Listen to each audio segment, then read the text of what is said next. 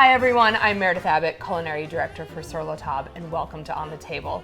Today I'm making a Croque Madame, also known as the Crunchy Lady. The Madame is the egg top version of the traditional French sandwich, the Croque Monsieur, the Crunchy Man.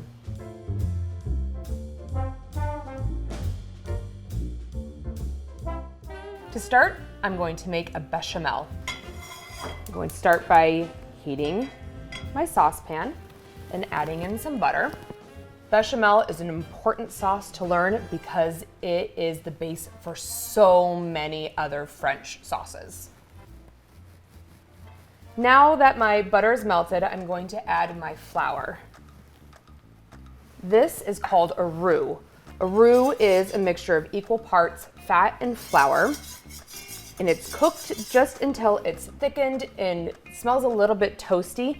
And this is what is used to thicken my sauce. It's gonna give that really smooth, velvety texture. So whisk, whisk, whisk. You don't want any lumps.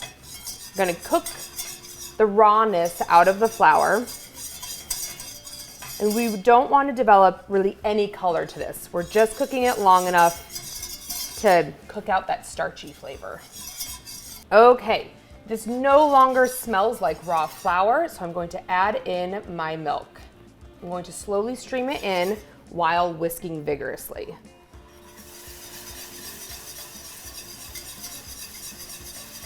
This is a really important step to whisk like crazy right now because you don't want this to get lumpy.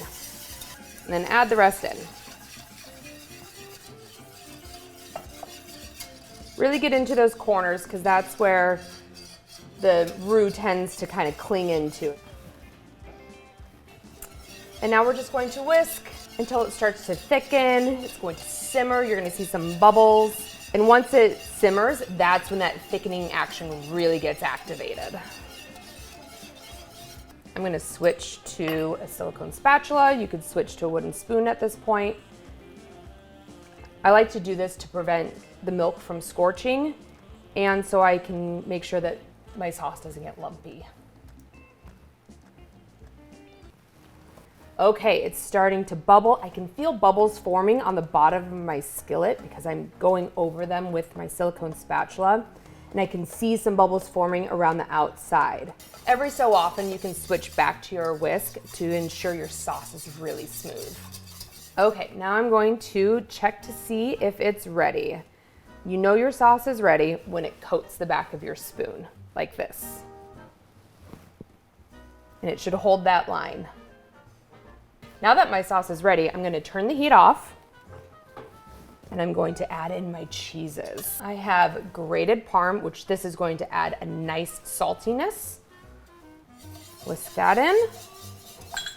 And here is the best part, grated Gruyere. This is really melty and it's going to give it that nice kind of cheese pull and oh, salty, yummy goodness.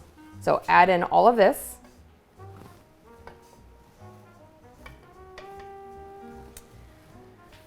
Whisk this in. This makes me very happy. The Gruyere melts really nice and easily. I'm just gonna whisk until smooth. Oh, look at this. Happy cheese. All the cheese is melted. Now I'm going to grate a little bit of nutmeg into the bechamel. You can do this to taste. I just like a little bit of nutmeg in my sauce. Whisk that in. It's very fragrant and pungent, so always start with a little bit, taste it, and then you can always add in more. Take a little taste, because now I am going to season it. It is almost nearly perfect, just needs a little salt. The cheese itself is quite salty, so doesn't need much. This is ready to go. I'm going to set it aside, and then it's time to assemble the sandwiches. I've got my bechamel made. I have all my ingredients set out. Start with nice, really thick cut bread. Dijon mustard, about a teaspoon on each one, but if you really like Dijon, add a little bit more. Nice big spoonful. The Dijon will add a nice tangy brightness and a little bit of bite to these sandwiches. Great. Top each one with about 2 slices of ham. Again, make sure you're covering the whole base of the sandwich. Now on top of the ham goes the bechamel you just made. Nice big spoonful right over top. I'm gonna do this to both of my sandwiches. This is gonna act as some glue to hold it all together. And then just spread this out. Great. And now more gruyere on top. This is not for the faint of heart. Okay. And now top. And now top these and they're ready to fry. Preheat my skillet. Unlike a grilled cheese you make at home, I'm not going to butter my bread. I'm going to melt the butter in my skillet. These would be just too messy to handle if you had butter on the outside of your bread. I'm gonna start with 1 pat of butter. Let this melt. I'm gonna go ahead and put my sandwiches in. Right on top of that butter. Give it a little bit of a press, really make sure it's got a good coating on it. You kind of want to cook these over medium-low heat because not only do you want to toast your bread, you want to melt all of that cheese. So keep an eye on them, press them slightly until golden brown on the bottom. Ooh, look at that. Perfect. Nice and golden. Give these a flip. Ooh, yes. Nice and toasty. These are now golden brown on both sides. I'm going to now put some more bechamel on top of these and toast them in the broiler.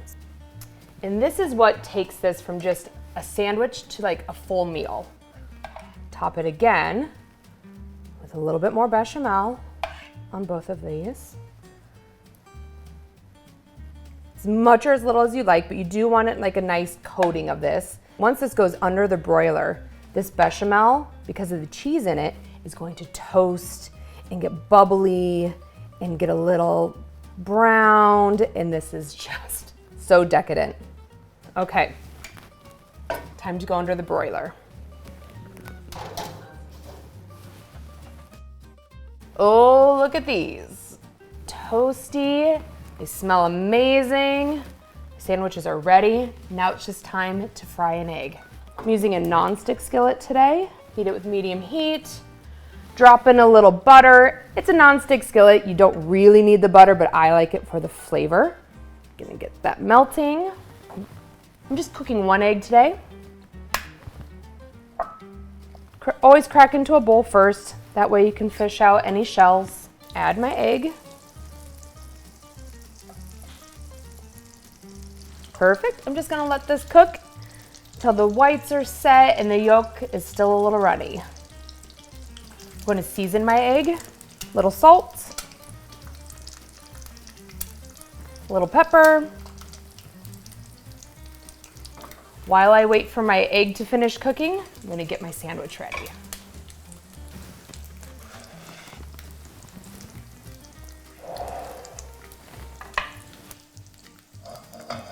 Okay, this is looking good. My edges are nice and frizzled, which is great texture. My whites are set.